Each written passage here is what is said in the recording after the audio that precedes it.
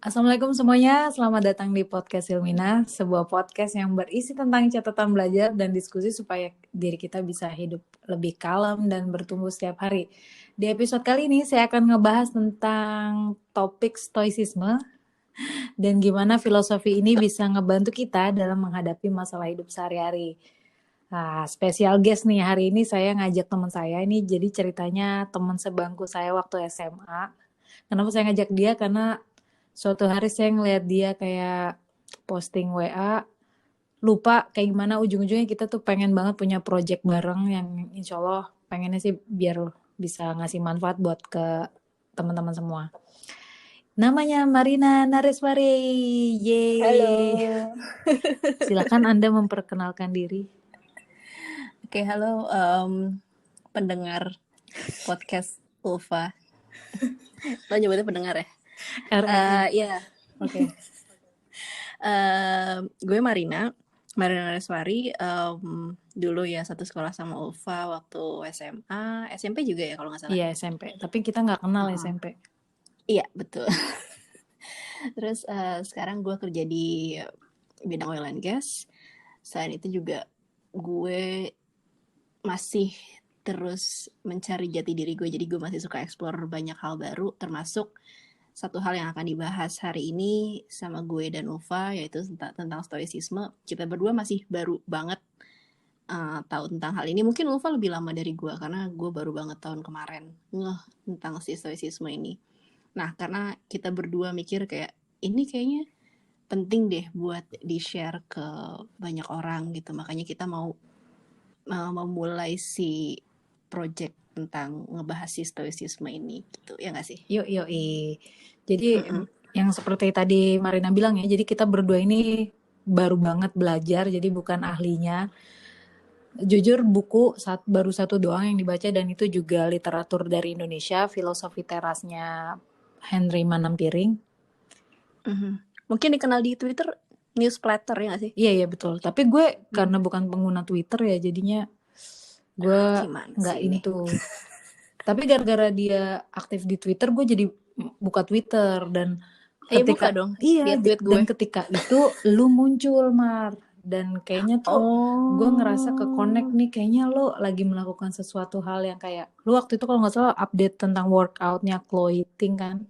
Oke, sebetulnya hari ini kita pengen ngomongin beberapa hal. Yang pertama mungkin kita mau cerita dulu nih asal mula kenapa kita tuh tertarik banget sama stoicisme. Mungkin dari gue sih waktu itu gue 2 tahunan terakhir ini emang lagi tertarik banget sama gaya hidup minimalis karena gue pikir itu jadi solusi gue. Bagi teman-teman yang belum tahu, gue itu ibu rumah tangga dengan 2 anak, tinggal di Taipei. Jadi otomatis nggak banyak hal yang bisa gue delegasiin karena di sini juga nyari makanan halal juga susah. Jadi betul-betul gue berkutat dari melek sampai merem itu kan di rumah kebanyakan. Dan itu gue butuh banget kewarasan dan menurut gue minimalis itu salah satu cara gue. Dan ketika gue belajar minimalis itu banyak banget pembicara atau tulisan yang mengarah ke filosofi stoicisme gitu. Dan iya, terus yang kedua ya ada 2 poin sih. Yang kedua itu gue emang ternyata gue selama ini ngerasa overwhelmed, ngerasa menderita banget. Itu ternyata gara-gara gue sendiri gitu, cara pandang gue yang salah gitu. Selama ini gue Lu menderita karena apa? Menderita karena gue tuh ngerasa gue harusnya bisa ngerjain semua hal ini dengan tepat, baik, dan sesuai dengan planning yang gue bikin. Ternyata itu banyak banget di perjalanan yang gak sesuai sama rencana dan itu bikin gue stres. Itu indikasinya adalah gue pertama kalinya marahin anak gue di usianya yang 2 tahun, padahal sebelumnya tuh gue gak pernah marah. Maksudnya bener-betul yang kayak suara kenceng. Jadi kayak betul marah dan itu kan abusive ya kalau ke anak, dan gue nggak mau itu keulang. Sama yang ke suami tuh gue jadi cepet kayak kesel gitu, jadi gue kayak dalam hati gue ngerasa dia tuh nggak suportif. Ada suara-suara yang kayak menurut gue tuh kayak gue ngejudge suami gue tuh kayak nggak ngebantuin gue apa segala macam, padahal sebetulnya itu dari pola pikir gue sendiri kayak gitu sih Mar. Dan itu nggak menyelesaikan masalah gitu ya? Iya, dan memperburuk masalah malahan gitu kan. Setuju. Kalau lu karena gue gimana? Kalau lu gimana? ya karena gue juga walaupun gue belum berumah tangga, maksudnya gue juga mengalami hal yang mirip lah dengan apa yang lo alami. Jadi kayak apa ya, gue nggak tahu apakah ini dialami sama sebagian besar orang Indonesia atau enggak, atau cuma di lingkungan gue aja. Tapi gue ngerasa gue tumbuh dengan terbiasa ngelihat orang tuh, let's say ada orang baru di lingkungan gue, atau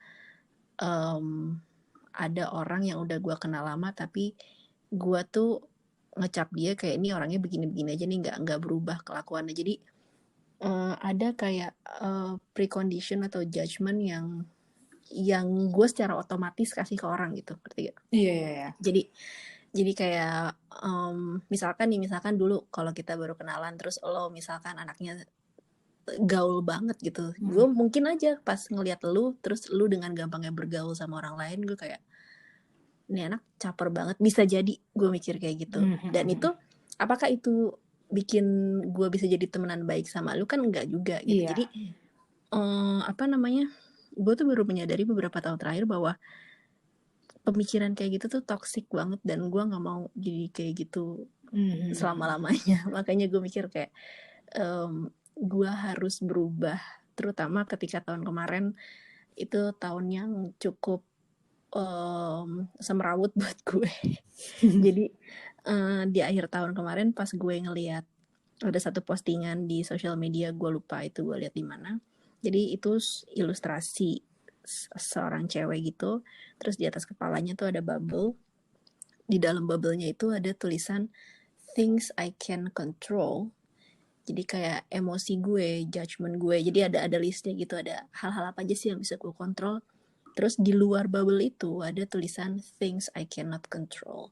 Kayak reaksi orang lain, cuaca, atau banyaklah hal yang, justru lebih banyak hal yang gak bisa kita kontrol di kehidupan kita kan, dibanding hal yang bisa kita kontrol. Jadi ketika gue ngelihat itu kayak, gue baru sadar bahwa gue selama ini tidak menyadari secara jelas batasan hal-hal mana aja sih yang sebenarnya bisa gue dalam tanda kutip kontrol, dan hal mana aja yang harus gue ikhlaskan, harus gue terima bahwa itu nggak bisa gue kontrol gitu. Karena nggak bisa dipungkiri gue selama ini berpikir bahwa banyak hal yang bisa gue kontrol padahal enggak, dan itu bikin stres.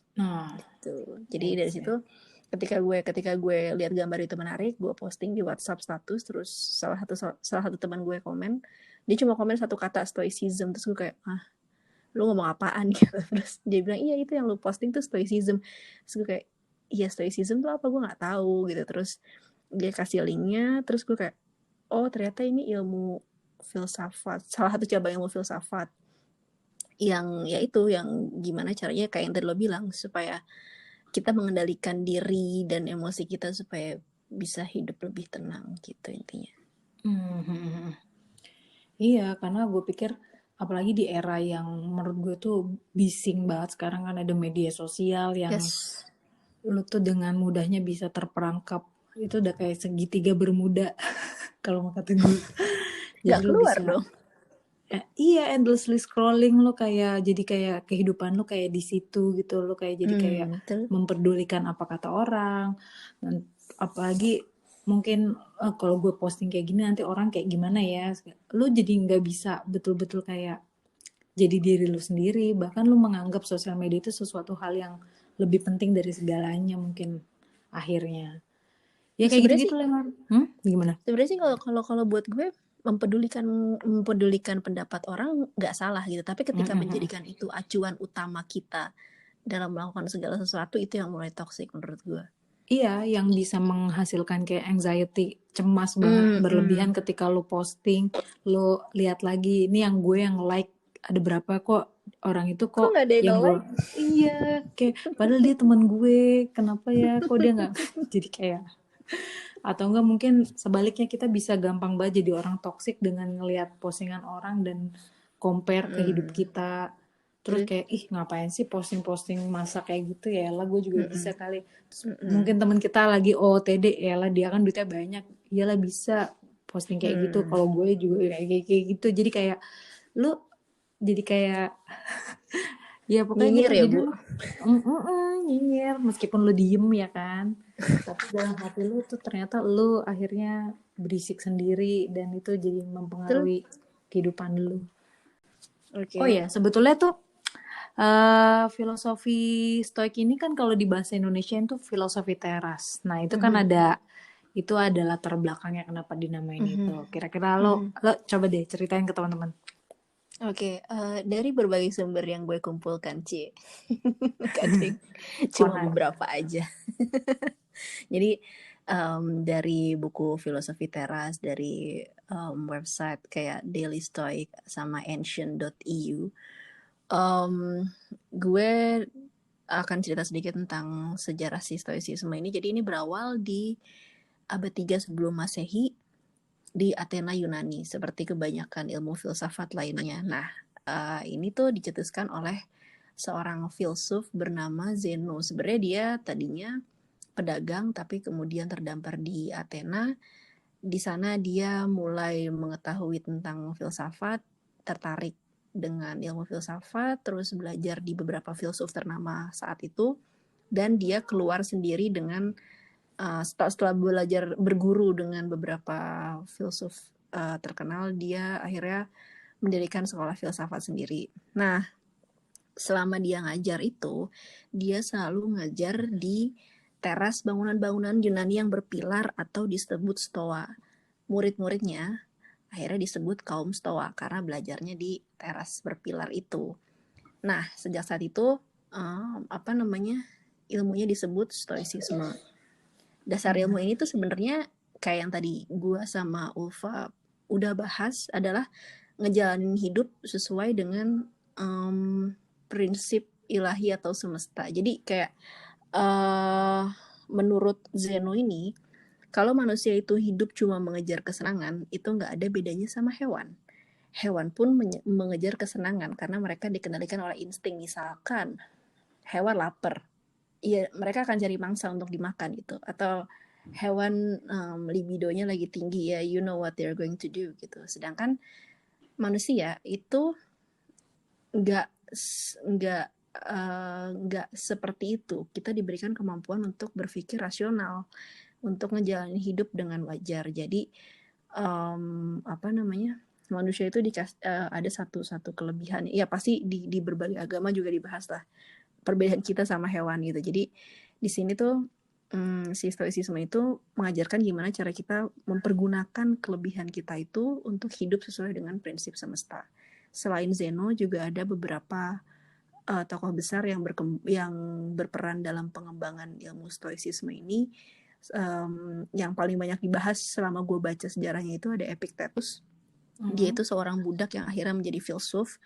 Terus ada Seneca, dia pegawai kerajaan Romawi, dan yang paling terkenal adalah Marcus Aurelius, salah satu kaisar Romawi yang namanya termasuk dalam The Five Good Emperors. Gitu cerita singkatnya. Gue jadi ingat quotes-nya Hamka tuh yang kalau hidup sekedar hidup ya babi hutan juga hidup ya kan. Nah iya begitu ceritanya. Mungkin Hamka juga Ya sebetulnya menjalani mungkin prinsip ini tuh ini. banyak banget. Sebenarnya prinsip itu memang universal banget ya. Jadi Ya, kayak ya mungkin betul. apalagi gue ngeliat di Islam sendiri tuh banyak banget prinsip yang sebetulnya tuh kayak mirip atau enggak Ya, kayak betul. nggak bertentangan gitu. Makanya di Mm-mm. sini gue juga pengen ngomong sedikit tentang nggak usah alergi kalau menurut gue sih belajar filsafat.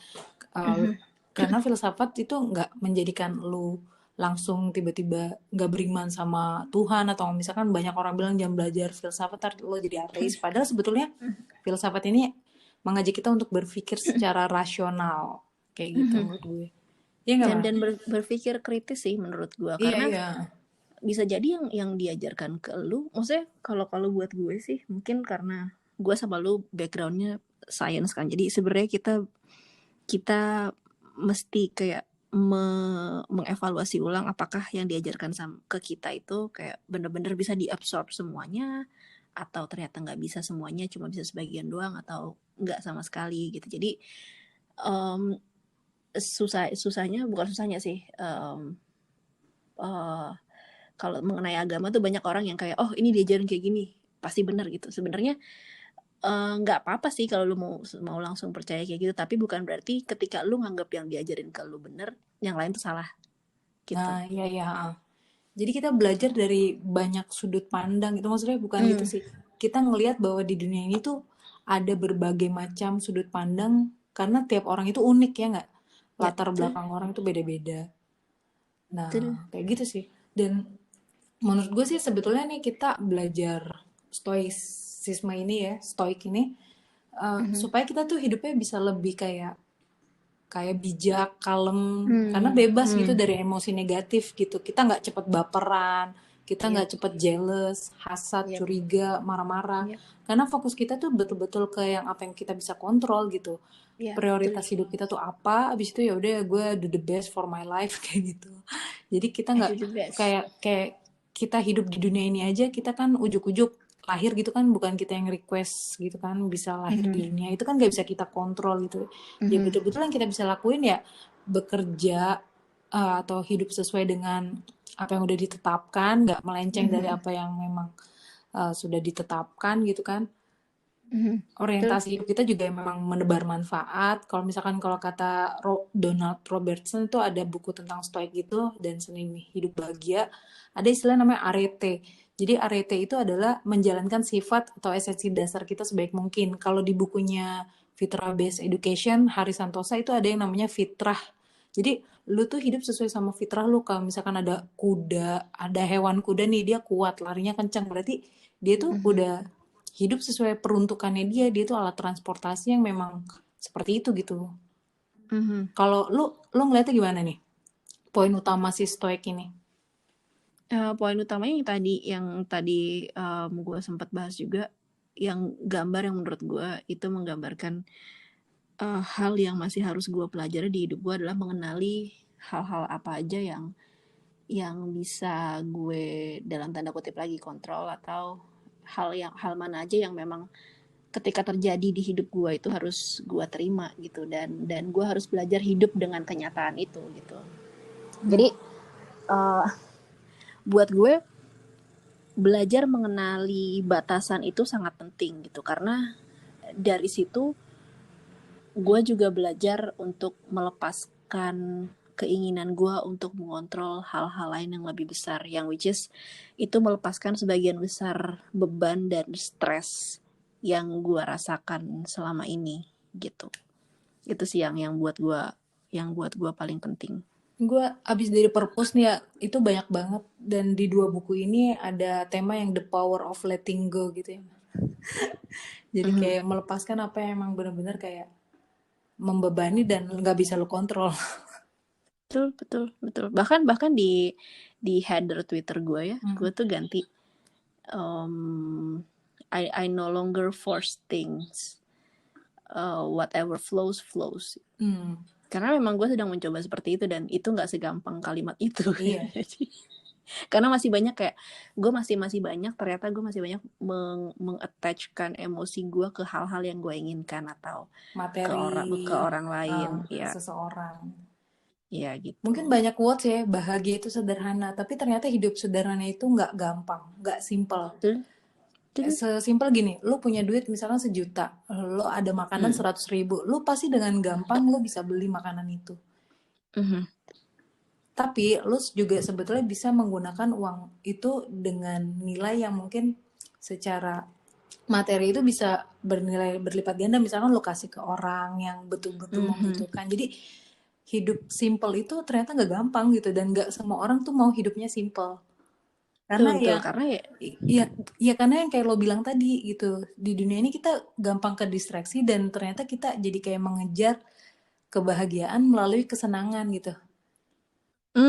ya, gue juga kemarin baca gitu. Jadi, kalau menurut Zeno itu juga bilang kalau lo hidup mengejar kesenangan aja, sama kayak yang tadi dibahas di sejarahnya sedikit. Kalau lo hidup mengejar kesenangan, ya percuma aja lo jadi manusia gitu. Karena Iya. karena sebenarnya manusia tuh punya kemampuan yang jauh lebih dari itu, jauh lebih dari mengejar kesenangan gitu. Iya, terus yang unik lagi di Stoik itu yang menurut gue segala sesuatu peristiwa itu sifatnya netral. Kayak misalkan contoh yang paling ekstrem nih, ada orang meninggal yang kita sayang itu meninggal gitu. Ya udah Mhm. biasa aja itu emang udah udah dari sononya manusia itu pasti mati gitu, tinggal respon kita kayak apa. Jangan-jangan selama Ya. ini kita sedih karena kita nggak bisa dapet lagi kesenangan dari orang yang ninggalin kita, ibaratnya gitu. Jadi sebenarnya kita kalau Bisa nangisin jadi. orang yang kita sayangin itu karena kita egois gitu. Jadi gue itu kayak mind blowing banget sih menurut gue. Ya gue jadi ngevaluasi sebetulnya, oh ternyata gue udah nggak attach yang kayak lo bilang, gue kayaknya udah menautkan kebahagiaan gue itu lewat seseorang, padahal sebetulnya itu cuma gara-gara gue biar dapet kesenangan gitu dari dia gitu. Iya, iya, benar-benar. Gue lupa, gue kemarin waktu lagi browsing sejarahnya itu, gue baca bahwa sebenarnya di dunia ini tuh nggak ada yang orang yang benar-benar stoik.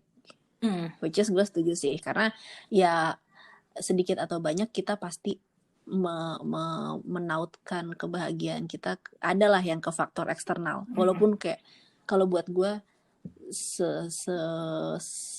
setangguh apapun lo mencoba, mungkin ada sebagian kecil yang masih apa Melekat. namanya, melekat ke faktor eksternal yang ada di hidup kita. Tapi buat gue itu nggak masalah sih, maksud gue ya manusiawi juga gitu. Karena yang penting kalau buat gue nih pribadi adalah gue mencoba untuk jadi orang yang lebih baik, jadi orang yang lebih emotionally stable, dan gue rasa siswa-siswa ini bisa membantu gitu. Nah itu kita harus praktek kan Mar berarti. Ya, bener. Betul. Jadi kalau gue sih awalnya dulu gue ketika ada hal yang gue nggak suka nih terjadi di hidup gue, instead of gue bete atau gue kesel atau gue marah-marah, biasanya gue kayak gitu gue langsung menunjukkan ketidaksukaan atau kekecewaan gue. Tapi gue take some time dulu, gue diem gak mikir apa-apa karena gue nggak bisa mikir kalau lagi emosi gitu kan. Gue diem dulu terus gue mikir, ini kejadiannya apa, apakah gue harus marah-marah atau apakah gue harus kesel, apakah gue harus sedih ini terjadi. Jadi memang it takes some time, tapi bisa dimulai dengan sedikit, bukan dengan sedikit, dengan lebih aware ke kejadian sehari-hari yang kita alami gitu. Kalau lu dulu mulainya gimana? Iya kalau gue ya kayak lo bilang, gue cari waktu yang gue sendiri, gue ambil kertas, biasanya gue tulisin semua yang gue rasain. Ini sebenarnya yang bikin gue berantakan tuh apa sih?